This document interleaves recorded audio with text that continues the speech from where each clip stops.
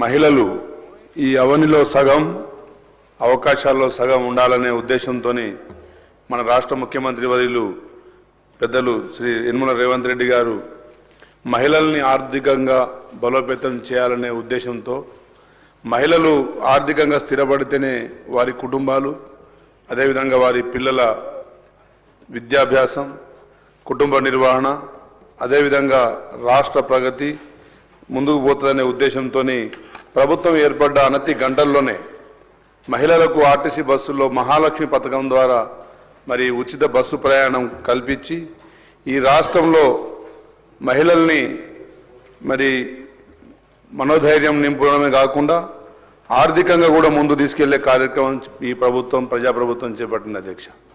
ఈ ప్రభుత్వం మహిళలకు అన్ని రంగాల్లో ముందు తీసుకెళ్లాలనే ఉద్దేశంతో ముఖ్యంగా వారి మనోధైర్యం నింపడంతో పాటు ఆర్థికంగా వారు బలపడితే వారు అన్ని రంగాల్లో ముందు సాగాలనే ఉద్దేశంతో మరి వారికి ఈ ఉచిత కరెంట్ అయినా అదే ఇందిరమ్మ ఇల్లు అయినా అదేవిధంగా మరి ఆర్టీసీ బస్సులో ప్రయాణమైన ఈ అవకాశం కల్పించి మరి ప్రభుత్వం వారికి ఈ ప్రభుత్వం ప్రజాప్రభుత్వం మహిళలకు బస్సు ప్రయాణంతో పాటు ఆర్టీసీని నష్టాల్లో ఉన్న ఆర్టీసీని బలోపేతం చేయాలనే ఉద్దేశంతో ప్రభుత్వం ముందు సాగుతుంది అధ్యక్ష.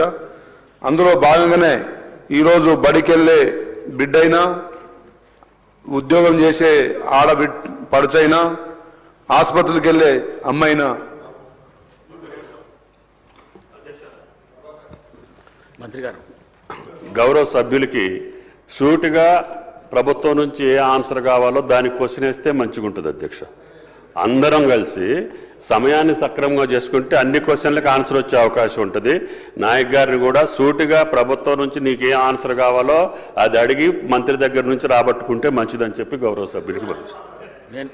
నేను ఇంతకు ముందే అనౌన్స్ కూడా చేసిన ప్రతి క్వశ్చన్ 9 నిమిషాల్లో అయిపోవాలని చెప్పేసి. సప్లిమెంటరీ అయినా పర్వాలే క్వశ్చన్ అయినా పర్వాలే 9 మినిట్స్లో కంప్లీట్గా.